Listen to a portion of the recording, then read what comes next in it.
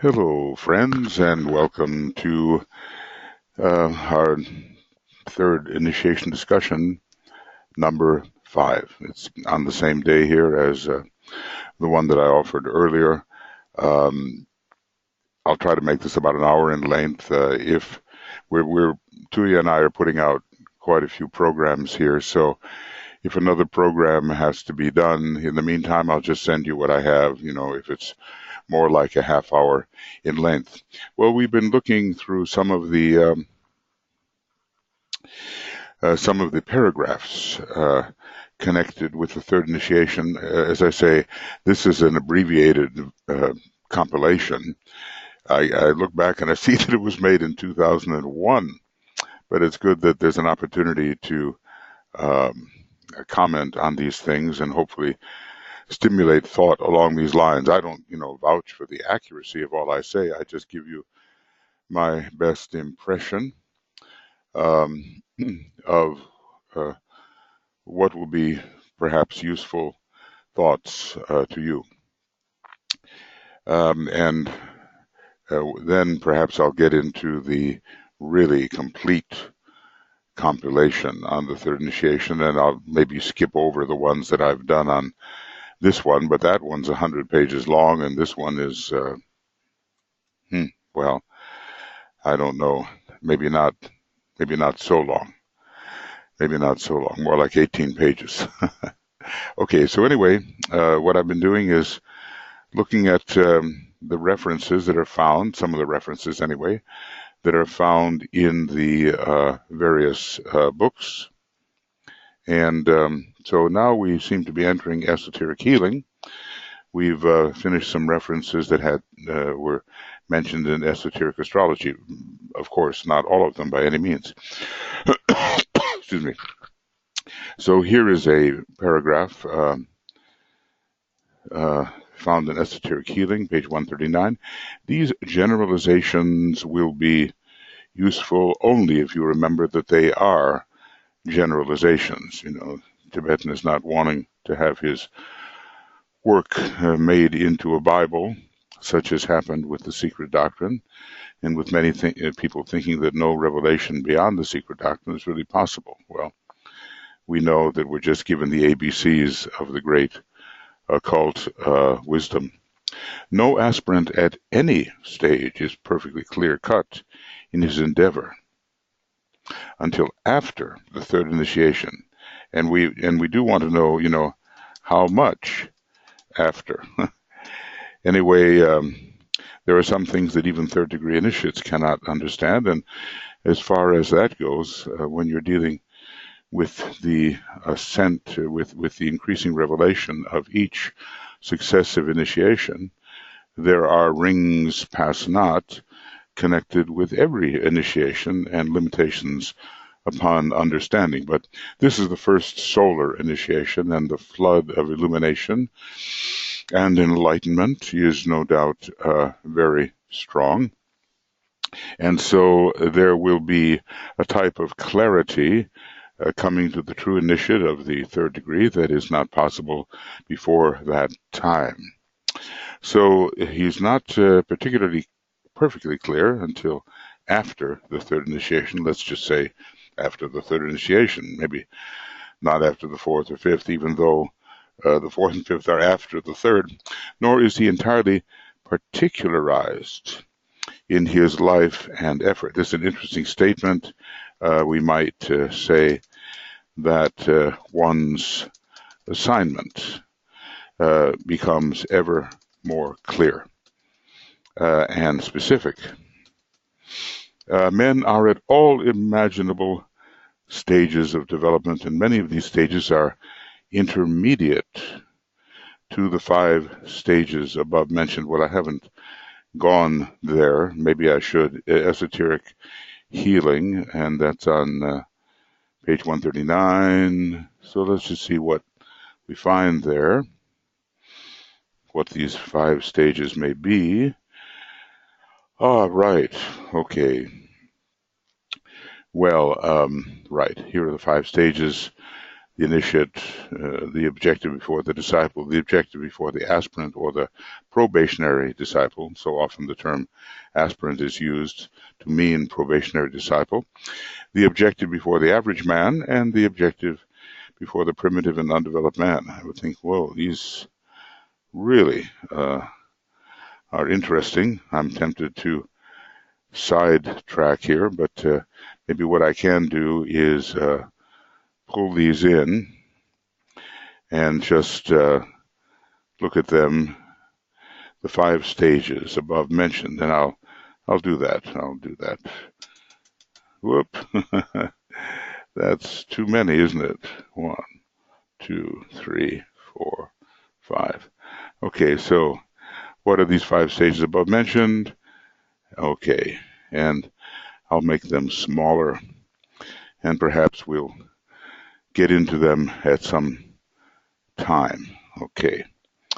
So men are at all imaginable stages of development, and many of these stages are intermediate to the 5 stages above. So even in the 5 stages, we do not have the complete specification of all the possible stages. You know, we're all very individual in a certain sense.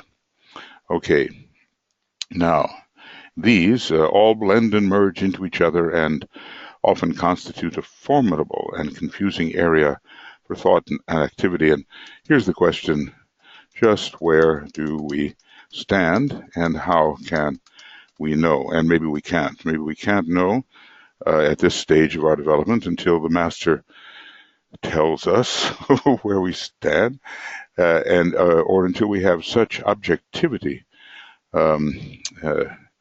as the observer to really see, and very wide experience with a lot of different human beings and understanding where they are functioning.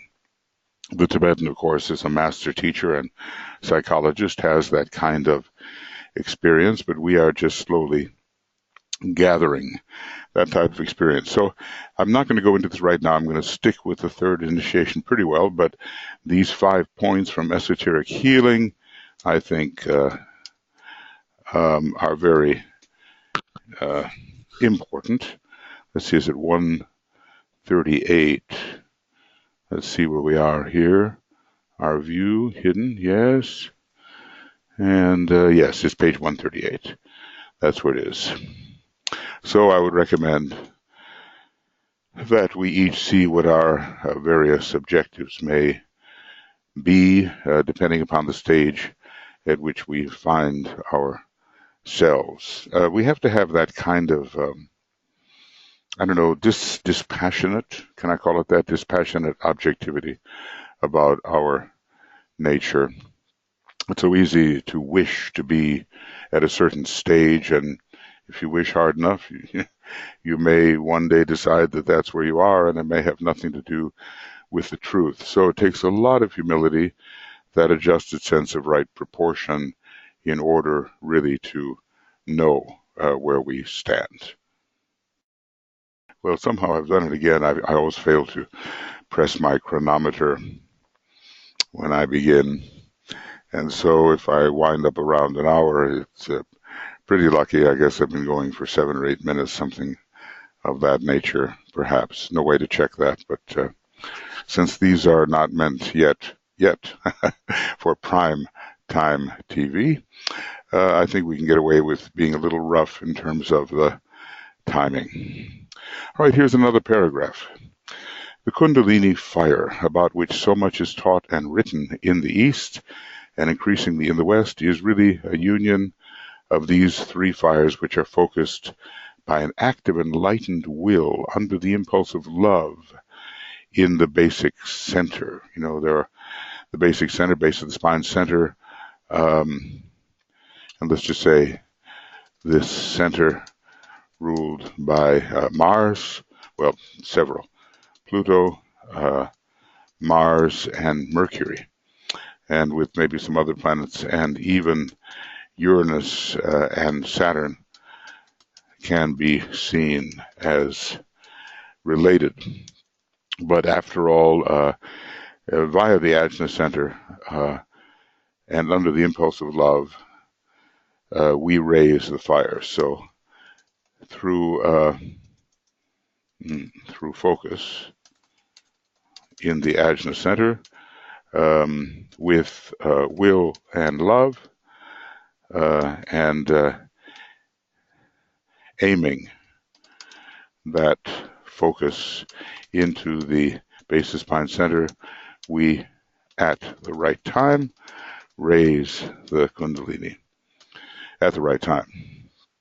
No, we've been advised, and it's such a platitude by this time, that we should not mess with the fires in the kind of state of ignorance in which we so often find ourselves. You know, we wish something and we've been told you can make rapid progress and all that, but probably what it ends up happening is that we inadvisedly burn away structures which are protective, burning away etheric webs which protect us from energies we cannot handle. And so finally, it becomes necessary to simply be patient. I find, for myself, being an impatient Aries type, what it can promote patience in my own psyche, and of course, it's sort of a strange solution, but I find that when I realize can't realize it, but when I at least think in the direction of absolute infinitude, which is the absolute deity's self-recognition. That's how I think of absolute infinitude. I realize that I and everybody else are all things that ever have been and will ever be. So that on that very, very highest level, there is no such thing as racing towards a goal. That goal is forever achieved, at least on that high level. So somehow this manages to instill in me a modicum of patience, at least.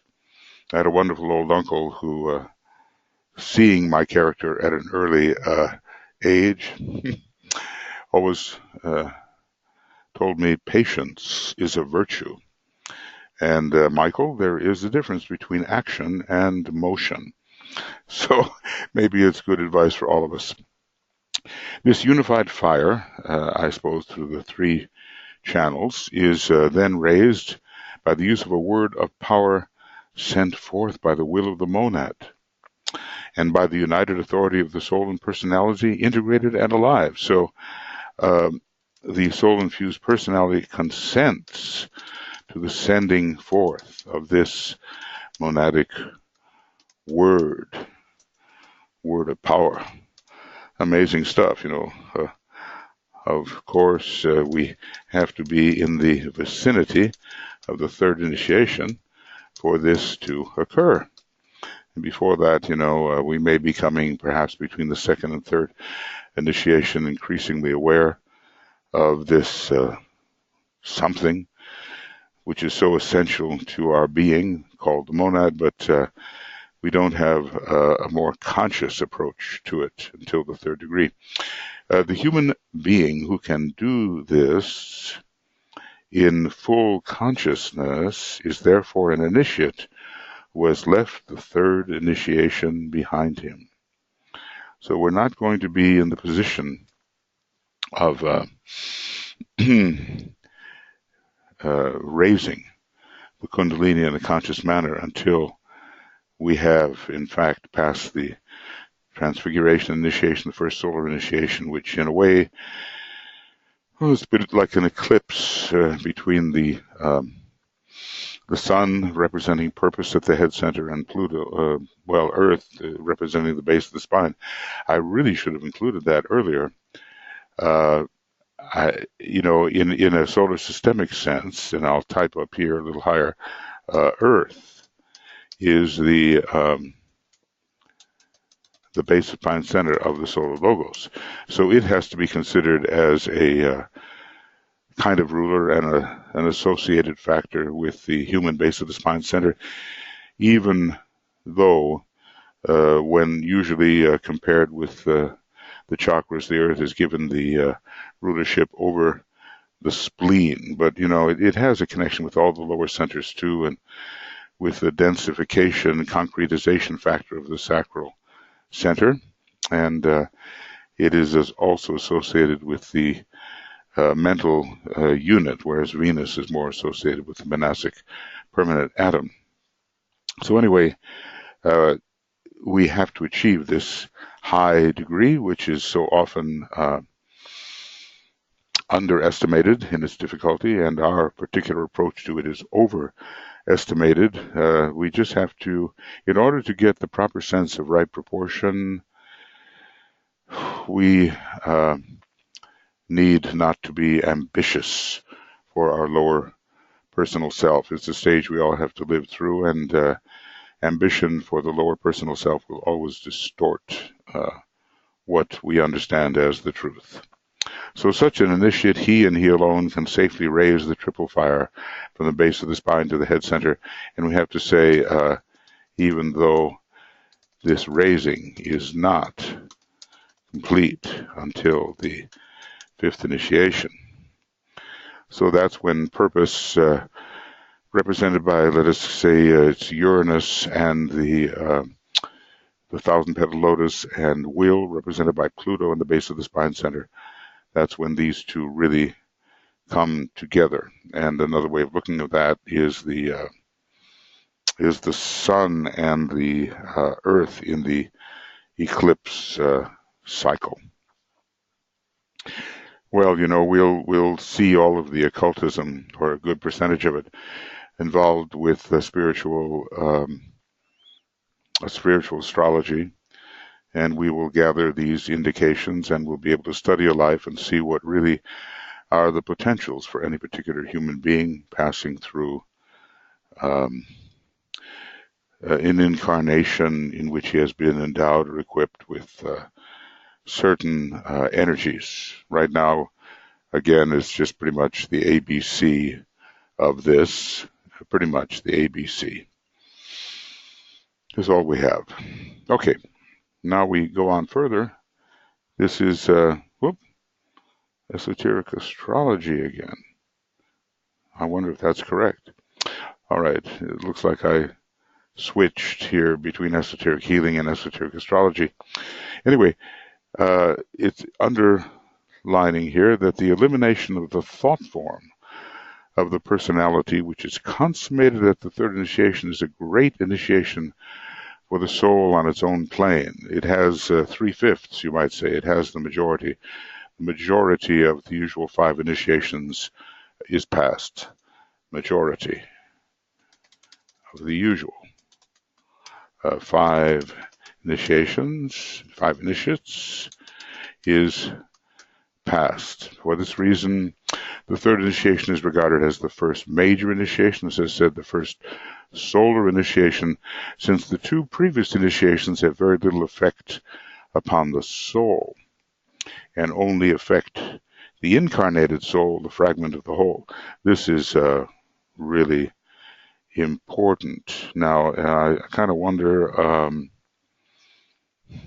guess I'd like to get this correct, have very little effect upon the soul. So I'm going to put that in and hope that I can find the place where it belongs, the proper book, You don't want to attribute something to a book which is not correct.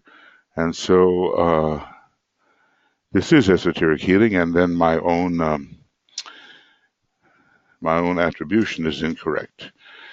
So, okay, interesting to consider the personality as a thought form. It is, in a way, a thought form of the creative soul. But that part of the human being, which is the causal body and which is absorbing the presence of the solar angel, is not much affected by the initiations of the threshold. But apparently, whatever is found, not that. Okay.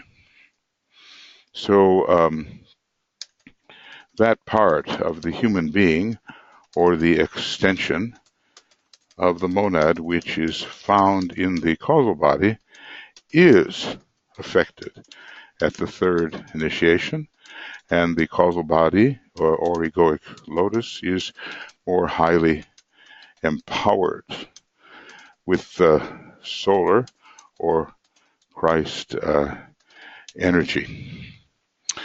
I think that makes sense. There's always a Buddhic factor involved once even the first initiation is taken, and the monad is making its presence felt on soul levels, even though we within the personality don't really understand that or don't really register that.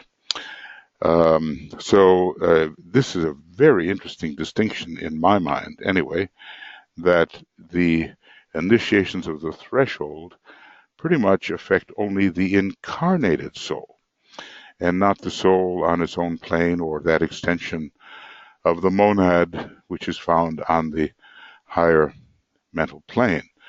And therefore, I want to make a big deal out of it, so I'll remember it, and maybe you'll remember it too. Because the causal body, it begins as a very weak and pale, almost transparent, rather colorless center on the higher mental plane. So it doesn't have the quality and the radiance and the color and the sound and all that it will develop. So obviously improvements, expansions, radiations within the causal body are constantly occurring as we continue to evolve.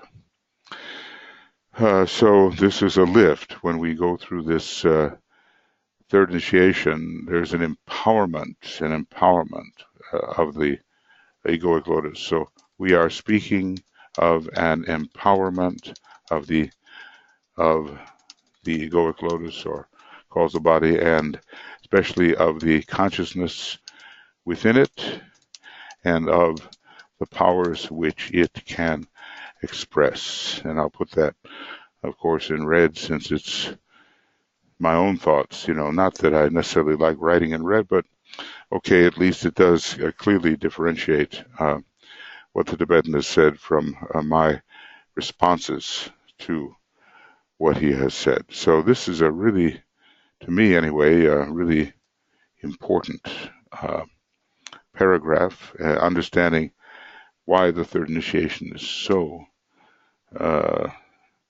such a great marker for true spirituality and ashramic participation,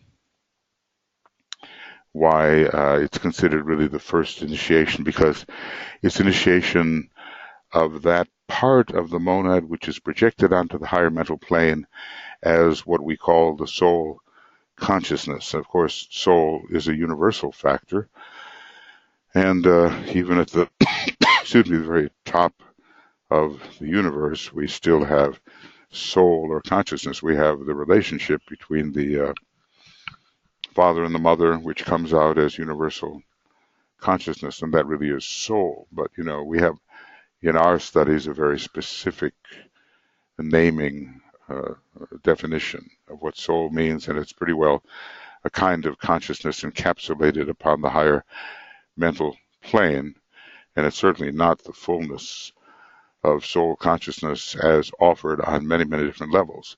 As I've often said, the monad itself has soul or consciousness, and so does every great being. And so we have to be aware when we're talking about the specificity with which the word soul is used, representing consciousness within the causal body or within the egoic lotus, and the much wider rangings of the word soul and the meaning of the word soul. Okay, now this is about a secret. I suppose it would be a good thing, to go through all the books and check what preceded and what followed all of these extracts, but I think that could be I'm not sure there's enough time in an incarnation to do that one. So, all right. Right, I'm just going to try to make that, yeah. Okay, there we go. The secret referred to is the revelation of the manner in which good health may be preserved. Okay, we're into the healing thing, and we realize that although it's been said that the masters cannot stand the stultification of the big cities and even have become ill under certain circumstances, in general, the higher initiations preserve good health. It is not the secret of how to cure the physical vehicle when bodily ills are present, but there is a secret to good health which is known to all initiates above. He protects himself that way, above the third initiation. Now, I suppose increasingly so as the initiations are passed. More is known at the higher initiations than even at the third. And this they can simply employ if they so choose. However, they may not so choose always, unless they are working with other parts of the plan which have nothing to do with humanity. Well, here's the thing. Let's think about this. Could the Buddha have cured himself of the poisoning, which reputedly he underwent when he ate the farmer's tainted pork, or was his dying at that time inevitable? Well, here the Buddha, at this time was an initiate of the 6th degree, and so we can understand, that he need not necessarily have passed away from the body, but it was all part of a great plan. He was, the number 8 is involved there. He was born with the full moon in Taurus, which means the moon sign was number 8, Scorpio, achieved enlightenment, proverbially, we are told, under the same full moon circumstances, and died under those circumstances. And here we have the number 80. As Master Morya said, the Buddha's departure, his dying, saved him from immortality, or saved him from the worship of his followers, as if he were some sort of being who was not human and was a god, and therefore it was impossible to be as he was, when his whole message and that of the Christ is, be as I am. Eventually, greater things shall you do than I do, said the Christ. And the Buddha certainly was trying to lead people along the proper line so they could be as he was. So anyway, it's a question of whether to choose to apply good health under all circumstances, or if you want to emphasize your humanhood, maybe you don't. If they are among those who are occupied with the unfolding consciousness in man and who are workers for and in the human kingdom, they may know the secret, but may at the same time choose not to profit by it because of the need they feel to be completely identified with mankind.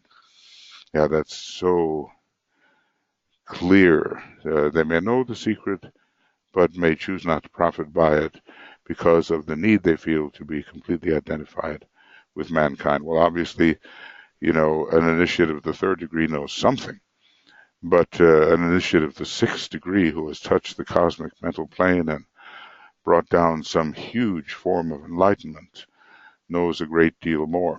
We are told that the Buddha fought his disease down. He pressed it down and temporarily recovered from it in order to give his last sermon. He certainly had control over it, and then he went through all of the different stages of meditation in his withdrawal into nirvana. Of course, that nirvana, sometimes nirvana is called the atmic plane, the nirvanic plane. From another perspective, maybe a higher perspective, the nirvana is the full consciousness of the monad, at least on the cosmic physical plane, which can be expected of an initiate of the 6th degree. I mean, I guess I'm making the point that there is an enlightenment which occurs at the number 3, but there's like a super and a cosmic enlightenment that occurs in relation to the number 6, especially with the third ray monad who is touching the cosmic mental plane. The Buddha was third ray monad. That conclusion seems inescapable when you read certain sections in Cosmic Fire about the number of appearances that third ray monads can entertain simultaneously, and the Buddha was one of these who could do that. Okay, they therefore choose to share consciously all human experience and to die along lines which are common to the rest of men. So we really, ponder on this. So great, is the love and identification of such beings that they forego, how do I spell that? Anything, any power which would apparently separate them from their fellow human beings. Well, we have to ask, would we? What would we do in such circumstances? Well, it's really impossible to know at this point. Thousands of years probably lie ahead before such decisions may pertain to us. Again, patience, although things are accelerating, no question about that. In the old days, think of it, the time between that event in which the Buddha and the Christ together in a fourth ray ashram took the third initiation, and the time when they were taking they took the third initiation in a fourth ray ashram, and the time when they were taking the fourth initiation much later. Maybe we don't know when the Buddha did that, or at least I'm not a scholar of Buddhism, maybe someone would know, but it seems pretty clear that Christ as Krishna was taking the fourth initiation, and that was millions of years later. Everything has accelerated now, and as Master DK says, many initiates of the 5th degree will be needed, will be required. Okay, moving on then. Now we're into the rays and the initiations, it looks like. Yep, we are. Okay, the secret of the third initiation is the demonstration of complete freedom from the claims and demands of the personality. Now, this is really something that we intending disciples have to take to heart. DK qualifies this, and I think it's very, very important. I mean, so many people are claiming initiate status here and there, but they don't, fulfill the very basics of such a status. So it's just the ego, lower ego, acting up and wanting prerogatives beyond what is justified, and the admiration of others who look up to someone who claims to be an initiate of this or that degree.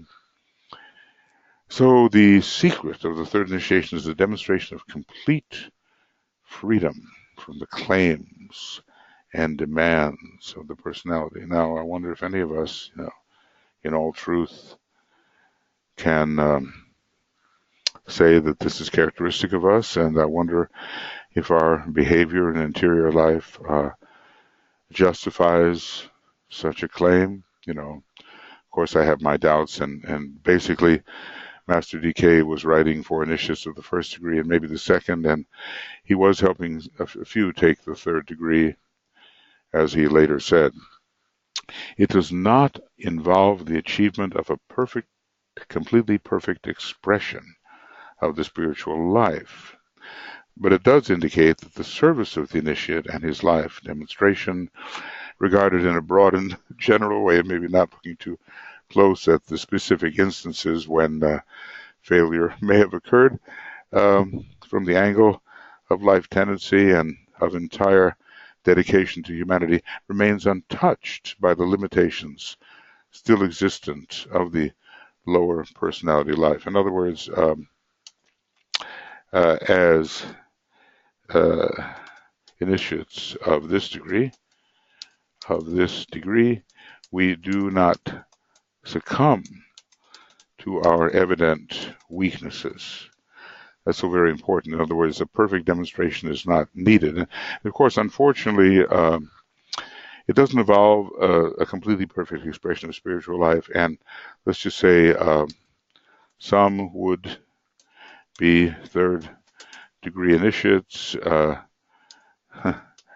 hide behind this statement and say, well, the Tibetan doesn't expect me to be perfect, of course, but here's the question: whether one's service and life demonstration, broadly considered, the life tendency, the entire dedication to humanity, remains untouched by the limitations or tainted.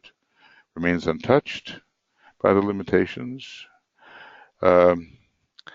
If there is a tainting by these limitations, then this degree has not been reached. I guess we could say that. So a degree of modesty is required. And by modesty, I don't mean a false self-suppression or some sort of self-exaltation that comes by putting yourself down in front of others. We all know how that works. It's sort of an old Piscean Christian dynamic. I am nothing. I'm poor, miserable, this or that. And interiorly, you feel that maybe you're a lot better than that, and will be recognized as such by the self-depressing things you say about yourself. So, okay. Anyway, let's just say that the claims and demands of the personality, let's see here. These are not heeded and not given in to. I know there's a more elegant way of saying that in English, but you get the idea. There, we do not succumb. And we're not perfect. Well, a master himself would say he's not perfect compared to a Chohan, and a Chohan would say that compared to a 7th degree Chohan, and on, with each grade recognizing more clearly what has been achieved and what is promised but has not been achieved. Okay, so that's a very important paragraph. We're not looking for perfection here, but we are looking for a kind of freedom which at least does not allow one's personality to be encumbered, negated, compromised or ruined in some way by these limitations. Somehow one rides above the evident limitations and treats these limitations with divine indifference. One treats these evident limitations with divine indifference. Okay, I think that's an important one. Raise initiations, 44, 45. Let's see where that is, just for fun. Raise initiations, 44. Yeah, okay. And there is a list of freedoms achieved at each one of the initiations. I think I went over that earlier in the book, in the Raised Initiations. I've been doing the second part of that book, and I think it says there's something here that talks about the ancient personality demands ancient authority. And let's see if I have found that section. Here it is. Yeah. This is the section where it talks about all the different kinds of freedoms which are achieved at each initiation. So I did go over that when I was discussing the third initiation. That series is not done yet, but I'm working on it. And here it is: freedom from the ancient authority of the threefold personality, marking a climaxing moment in the history of all initiates. So now we understand what that freedom really is. It's not a perfection, but it is a type of freedom such that one's service is not bound and compromised by the weaknesses which one still recognizes within oneself and which other people probably recognize in yourself, myself, more than we do. Okay, now what do we have here? Raised initiations again, page 56. When a man perfectly expresses the AUM, okay, which is the sort of the third aspect word, he can then sound the OM. The AUM is associated with the atmic plane and with the world of Brahma in general. Atmic plane and the world, fivefold world of Brahma. Now, the last solar system was a Brahmic solar system, and maybe rather than 7 planes, it had 5. I don't know. Its number is 5 in any case, and from the atmic plane on down, we have 5 planes. So 5 is definitely a Brahmic number. And then he can sound the Om. The Om is more associated with the 6th subplane, or rather with the 2nd subplane and with the 2nd aspect. So he can then sound the OM with effectiveness from progressive points of tension until the third initiation. And it looks like we are expected to perfectly express the AUM before. We are expected. Oh, how about spelling that correctly? Expected to express the third initiation before. Express the AUM for the third initiation. So sounding the same word at differing points of tension will have differing effect. The greater the point of tension, the more effective the OM will be. In some places, it tells us actually the OM is really a symbolic word, covering a word that is still more authentic. Okay, but anyway, we are constantly increasing our points of attention, and that should be the result of our meditation. If we're now meditating at exactly the same point of tension as we have 5 years ago, well, then we're not really progressing, and our sounding of the Om is going to have the same effect and not a progressive effect. Then the effect of the OM is such that the personality as a separate identity disappears. It's one world consisting of the soul-infused personality, and we do not have those divisions such as are found, in the dotted lines. Oh, am I not going to succeed in this? Let's see. Maybe I can, yeah. The so-called dotted lines, see?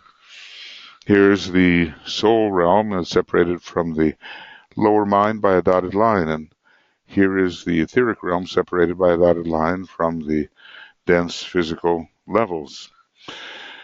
Well, so it becomes one fused world, and we no longer think of the personality and the soul, but we are living in that field we call the soul-infused personality. So living within the soul-infused personality as one field. Now, what does that feel like? Well, certainly we don't have those hiccups anyway. When a singer is trying to blend the registers of his voice, there may be quite a break between these registers. And if I was still singing, I could demonstrate what I'm talking about. But the idea here is to go over that juncture of a sudden change until it just smooths out and you cannot really tell where the register is changing. That's like crossing the dotted lines and other lines on that map in such a way that you don't really notice a complete change of state, and it all becomes one field, just like the voice becomes a more seamless demonstration rather than one with rather violent and upsetting to the ear breaks, which are upsetting to the ear. Chest voice, middle voice, high voice, and all of that. That's an analogy on the level of the voice of the kind of breaks that occur between the different levels of our system, and we have to smooth that all out so it becomes one continuous field. For me, that's always seemed to be an effective analogy, and I've had a lot of experience there with the pain of trying to smooth out these register changes in the field of the voice. So I understand a little something about what it is to do that in the field of consciousness. So the sense personality as a separate identity disappears. The soul emerges in all its glory through the personality, and the first faint sound of the originating sound, capital, everything capital, breaks upon the ear of the transfigured initiate, and we might say not before the transfiguration is the sound heard. So we have to wait until that time to see what the Tibetan may be meaning.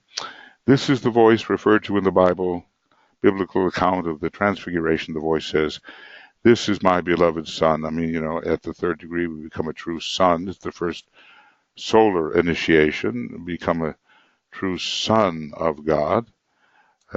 We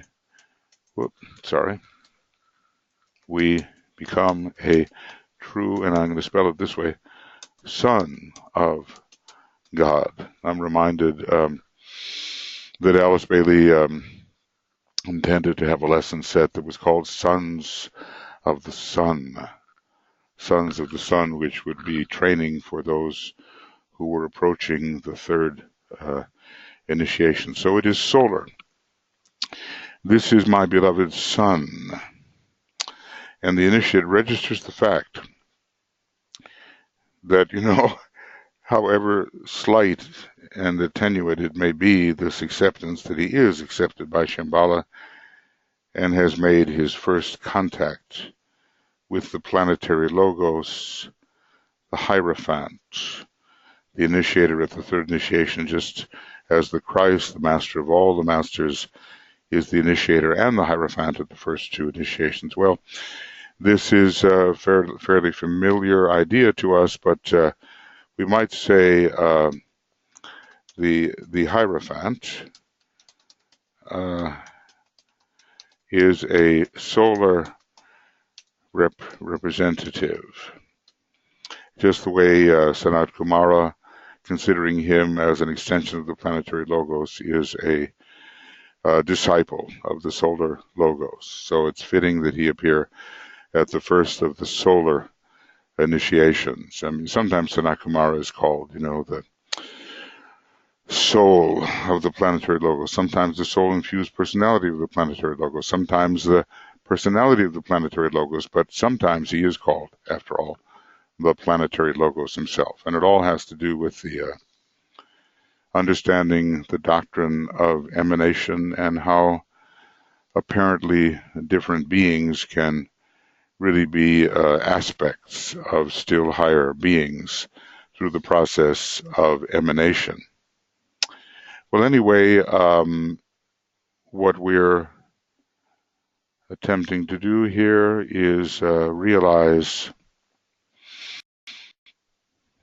audio connection lost. I'll be right back.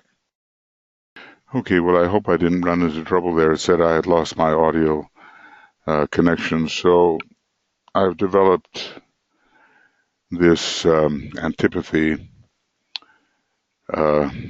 against or for talking without having the talking registered. As I say, the silent movie, which sort of stimulated this, the redo of all of this. But as I say, I didn't really get to all of these things with the Blue Rose Sisters. We picked out certain ones that were important, and now I'm doing them all because I realize it would be a benefit, I think, to everybody. The more we think about these things together, the better. And as I've said, you can use this in your study groups. All you have to do is basically play it, and when you want to discuss something, just stop it. Stop the video. Or if I've offered some kind of amplification and you want to amplify it yourself in a further way, then just stop the video and then go on and use it in your study groups. It's really important for us to continue to study and to meditate in preparation for the great events to occur, even if very subjectively, in the year 2025. So let us look forward to that time when the inner sound of the one initiator, this is my beloved son, will ring forth in our inner ears, and we will be accepted by Shambhala, as a member of the ashram of Shambhala, which is the hierarchy, and we become a true member of a particular ashram. That's the same as being, in a slight sense, accepted by Shambhala. Okay, what else do we have here from Rays and the initiations? This initiate realization is all brought about by the sudden appreciation or apprehension of sound. Alice Bailey was contacted by the Tibetan through a note in her ear. I don't know which note it was, but it's bound to be significant. So anyway, the sudden appreciation or apprehension of sound by the awakening of the inner ear to the significance of the voice. In this case, it's not just the voice of the soul, it's the voice of the initiator, just as the disciple in the earlier stages awakened to the significance of vision. So in this case, sound supersedes, how to spell that correctly? Sound supersedes vision. But in other cases, light is more, it precedes sound. So we have to work that out. In Cosmic Fire, we're given the sequence of vibration, light, sound, and color. But in this particular case, sound supersedes, really, is of greater potency than the earlier vision. Anyway, that is why at the third initiation, the initiate sees the star. Maybe the star has always been present, but that's that aspect of Sanat Kumara that he sees, the five-pointed star, and hears the sound. At the first two initiation, he sees the light and hears the word. It's the word of the soul, the light of the soul, and perhaps we can call it the light and the word of Christ. But this is something different and is the higher correspondence to the earlier experience, and it will be obvious that I can say no more upon the subject until, we have experienced these things ourselves. Too much said can lead to imagination and the distortions of an undisciplined imagination. So we're looking forward to that great sound of the monad as conveyed through Sanat Kumara. We might say that the monad is a part of the present expression of Sanat Kumara through this planet, wherever the origin of the monad may have been. Probably not in a non-sacred planet, but in one of the sacred planets, and ultimately, perhaps in the sun itself, within the solar logos itself. The origin of the monad is a great, great subject, and one about which one has to be quite speculative at this time. And also, we don't want to be imagining, using the astral body, that we're hearing this or that when we're not really, when we're hearing some kind of imagined, approximation of what we think the sound will be like. So often people get trapped in this reflected world of the astral plane, and they think they're involved with the real thing, and in fact it's just their own imagining. So, we don't want to generate through sort of third ray activity, the activity ray, something that is not the authentic sound or vision. We have to have restraint in that respect. So all of this, as I say, lies ahead for most of us, but we can approach in an intelligent way, in a way which guarantees eventual success by following what Master DK has written on these matters. He's not leading us astray. That's the marvelous thing about it. We have so many inauthentic, exaggerated, glamorous, illusory writings which can ensnare the unwary. And even as the Alice Bathy books climb to the very top of the shelf or go down to the very bottom where nobody notices them, with the general, decadence of spiritual teaching, we can be aware that there is a very high quality of teaching which will lead us safely and unerringly to the goal. And I'm sure that will be reaffirmed when 2025 comes and the Tibetan begins his work again on the third installment of this three-part teaching. Okay, a little more perhaps, at the moment I'm trying to figure out, just what is an hour, and probably not doing too good job of it. It will be apparent, therefore, that the more rapidly the individual aspirant approaches the third initiation, and let us remember, the time equation is in our hands to a great extent. I don't want to say entirely. I mean, we're not going to jump from being a member of the Hall of Ignorance to being an initiate of the first degree. Not going to do that overnight. But as we move along from stage to stage, the choices we make, ruled by Saturn, who is Father Time, determine how rapidly we will approach these unfoldments. It will be apparent, therefore, that the more rapidly the individual approaches the third initiation on the level tableland, as we're told, which is not, filled with fiery aspiration, although that's a very valuable thing, but it's more, a mental approach. The more rapidly and directly will the individual's karma be worked out, so we have to expect this, and that our spiritual life will not be a breeze, just a piece of cake, going through it with no personal problems. Things will descend upon us in all three vehicles, and hopefully we have the divine dispassion, divine indifference to persist despite the obstacles and obstructions. Monadic relation, as it becomes established, lets loose the destructive aspect of the basic energy, and all hindrances are destroyed with expedition.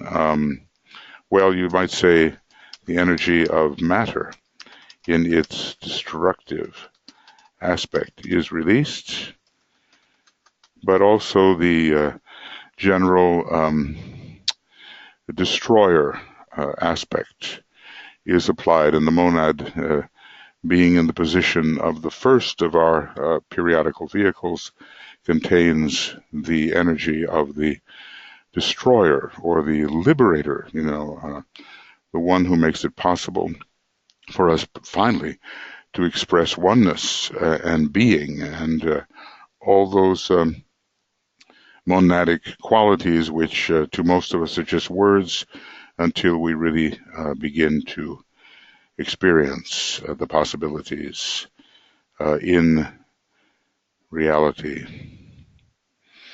So anyway, we can expect that things will be precipitated on our path, and sometimes we may not know where they come from, and sometimes they really appear to block our progress. But as Master Moria has said, and which I so often forget and would like to remember more often, obstacles are possibilities. When will you finally learn, he says, that obstacles are possibilities? It will be apparent, therefore, that the more rapidly, it looks like I put this in twice. Is that possible? Oh, maybe it's found in different places. Well, anyway, that's the one we used earlier. Now, this is a long paragraph coming up, and I think that it would be wise, since I want to limit myself more or less to 1 hour presentation, let's just say that this is the end of third initiation discussion number 5, I guess. And here we are. Our date is the 3rd of September 17, and we'll be beginning third initiation discussion number 6 when I can. I just never know when that's going to be. Well, we are studying topically, no question about that. We're keeping our mind pretty much on the third initiation, although there are ramifications. This is an initiation which we can conceive, at least. The first initiation is known symbolically as the Lemurian, the second as the Atlantean, and here we are in the Aryan consciousness, the Aryan root race, not in the, as DK would say, not in the prostituted German sense of the term, but we are in that type of Aryan consciousness when the third initiation will become increasingly possible. Now, Aquarius is one of those signs in which the third initiation can be taken. As far as that goes, the second as well, the fourth, the fifth. I'm not so sure about the first initiation. It's a bit more of a Leo thing. But from the second to the fifth initiation, Aquarius can be active. So in this Aquarian age, a lot of people will be taking this third initiation a lot relatively compared to how many there are now. And during the age of Capricorn, which is signally focused on the third initiation, there will be many, many more. And also those initiates of the fifth degree will be produced because they are needed. So everything is speeding up in the group sense if the time-space schedule of the planetary logos is to be fulfilled. And, our planetary logos, unfortunately, what do we know? But he has fallen behind. He should be as far as Venus is in his development, but he's fallen behind due to, let's call it the moon chain disaster, premature compassion of some kind, letting the beast out of the bag prematurely. And so has a lot of ground to make up. And obviously, we, the becomingly conscious selves of this planetary logos, can be of assistance. We are invoked and we are drawn forth by this logos, but we also can help the logos advance more rapidly because we are conscious monadic cells within this logos. Okay, well, I think that's going to be enough, and thank you for attending. My conversational style here, it's a little bit casual, and I throw in a lot of different things, but hopefully, it will stimulate the kinds of connections we need in the Mercurian sense in order to see things as a whole in the Jupiterian sense. So we'll be back with number 6 when it becomes possible. All the best to everybody. Lots of love, and we'll see you soon. Bye-bye.